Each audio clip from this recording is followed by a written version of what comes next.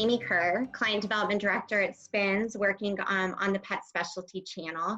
And I'm joined today by John Martinek, Chief Merchandising Officer at Independent Pet Partners. Hello, John. Thank you for joining. Good afternoon. Awesome. So to get started today, I did want you to just share a little bit about you and really what brought you to IPP and your current role as Chief Merchandising Officer at IPP. So yeah, I've been in retail for 25 years now, and I've worked both in the supply base and in retail.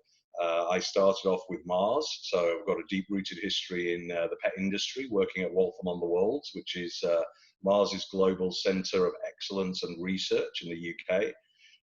I then worked for a retailer in the UK called Asda, which was the #2 retailer, supermarket, grocery retailer. They were bought in 1998 by a small company called Walmart. And so I ended up working for Walmart for 19 years, although never joined Walmart. In 2003, I moved to Bentonville, Arkansas, and spent 8 years working in international for Walmart, which resulted ultimately in me moving to South Africa. And my association with pet continued there because I actually launched Old Roy into the South African marketplace. And then on my return, I ran private brand for about 2.5 years for the Walmart US business, which included the pet business. So looked at launching private brand and understanding the marketplace more deeply.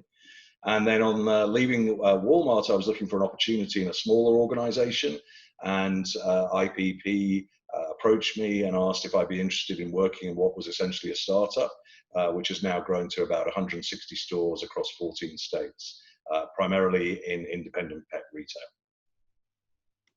Awesome. Thank you, John. And I would like to gain just an understanding from you on what key challenges you feel really face the pet specialty industry today.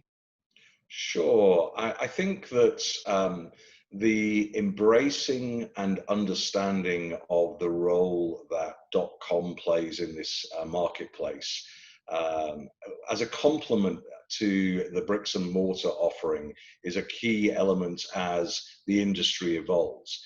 There is no doubt that independent pet has a number of advantages in the way that they interact with customers. They have a level of credibility. They're able to educate, able to reassure, able to suggest, and really tailor the right product mix for pets based on their needs and their the customer's preferences. But the challenge is really to remain customer centric and understand that there's an intersection between physical and digital, and you can work both sides of that intersection to really meet the customer's needs through all channels, whether that's face-to-face or through a digital engagement. I think as well, the second thing would be, just understanding how the nutritional needs are evolving and any implications of how feeding is evolving and developing. The challenge of the cardiomyopathy last year with DCM is something that the industry has to be prepared for, because there will be things that change in the way that both feeding and nutritional value is recommended. And we have to continue to push the boundaries of bringing new concepts, new products, new feeding methods to market, because independent pet remains the incubator for advancement in pet nutrition. So I love the fact that you talked to the incubator of pet specialty. You spoke about education around IPP and really how you all are the nutritional, lean into that nutritional aspect. Mm-hmm. Are there key ways that IPP is looking to differentiate and gain that market share for the pet specialty piece of things, given the rise in e-commerce today? Yes, I mean, we've already introduced a number of ways to interact digitally, because a customer doesn't wake up in the morning and say and think, we're going to go out and we're going to shop physically today, or we're going to shop digitally today. They're just looking for the most convenient and easiest to use way to meet their needs. And the majority of the world today lives their lives through their digital extension of their phone in their hand, and you've got to be prepared to interact in every way and to be able to communicate in every way. I think the key, though, is also to continually evolve the store experience to make it a destination point as well. So if you think about the way that you want to evolve that environment, you think about the coolness of an Apple store, you think about the meeting point of a Starbucks, you think about the presentation of a Sephora, and you think about the point of purchase education of a Trader Joe's. Now, if you wrap all of that together and you bring it into the pet world, you create an environment that people are going to want to engage with. And then if you surround that with a customer engagement program that is compelling, and then you surround that with a digital accessibility, you start to be able to interact with your customers at all levels and provide the experience that they're really looking for. Now, with the elements that you spoke about with regards to the consumer leaning in, the e-commerce element that's really coming into play today, how can SPINS be a key partner to helping IPP elevate growth? Yeah, I think that the key for me was the ability to be able to develop a channel and provide useful insight and information out of that channel. And as I researched the work that SPINS had done in the wellness channel and developing that, really caught my eye. I have worked with other data providers, and I think the differentiation that SPINS had was real focus on the medium to smaller size businesses and understanding their needs.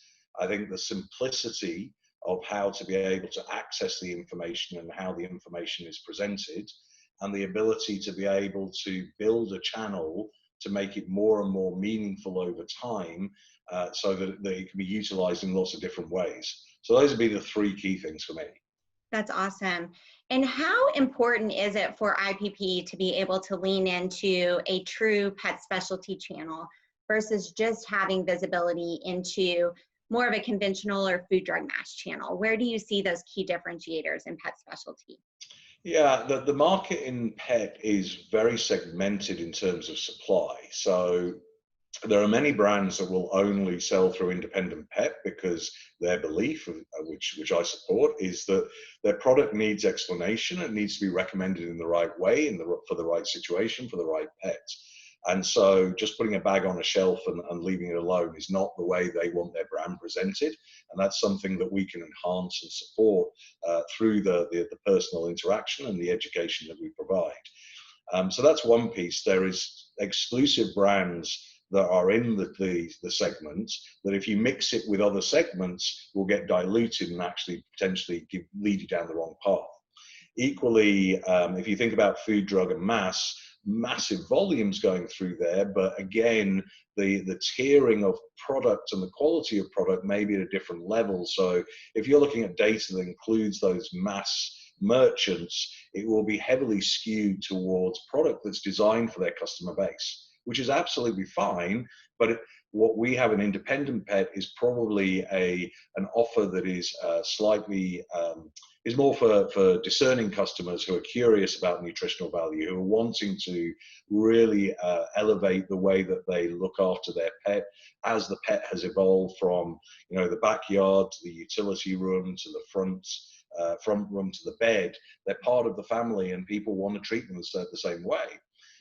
The other interesting thing is that you think about the way that millennials have approached family building, then a lot of people have either delayed having kids or chosen not to have kids at all, and their pet becomes their surrogate child.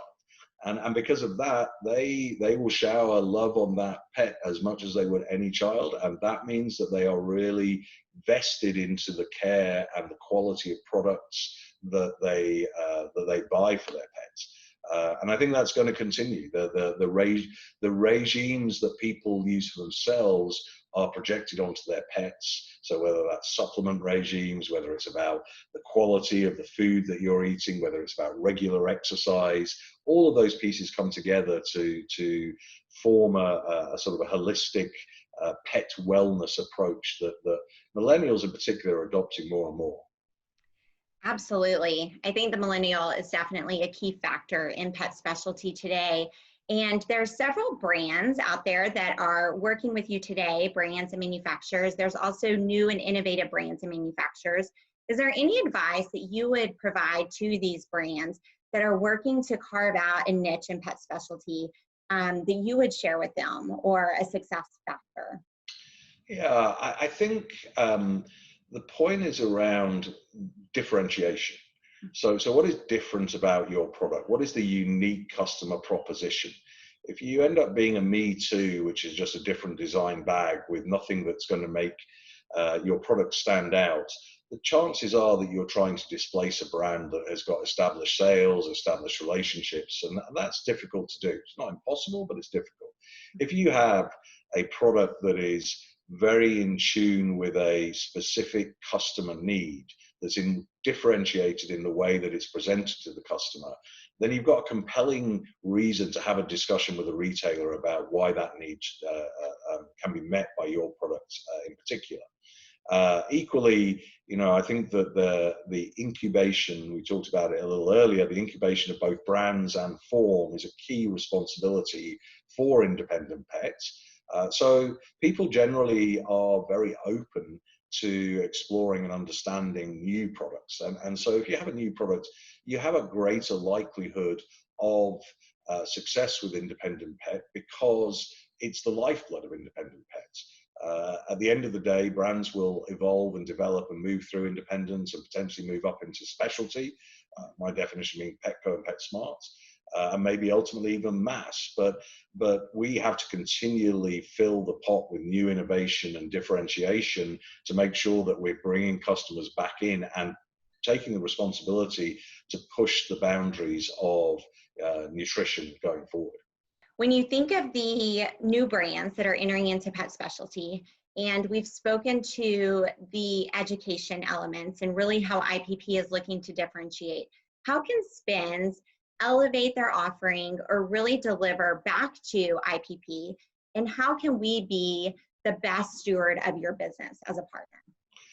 Yeah, I think that the key is to be able to understand how a market is evolving, understand what products are capturing the customer's imagination, understand where you may start to get regional variations as well, understand where there's opportunities by category, by subcategory, by brand, and really it's about optimization. At the end of the day, we have typically small footprints, and we only have so much space that we can give to product, because we're a services business as well, with grooming, etc. And we've got to think about, if that space is really, really limited, we've got to think about how we best utilize that and optimize the assortment that we have in there. And I think assortment optimization is a key piece that I'm hoping and believe that we will get from Spins as we move forward and get up and running. Awesome. Thank you so much, John. Thank you. That's it.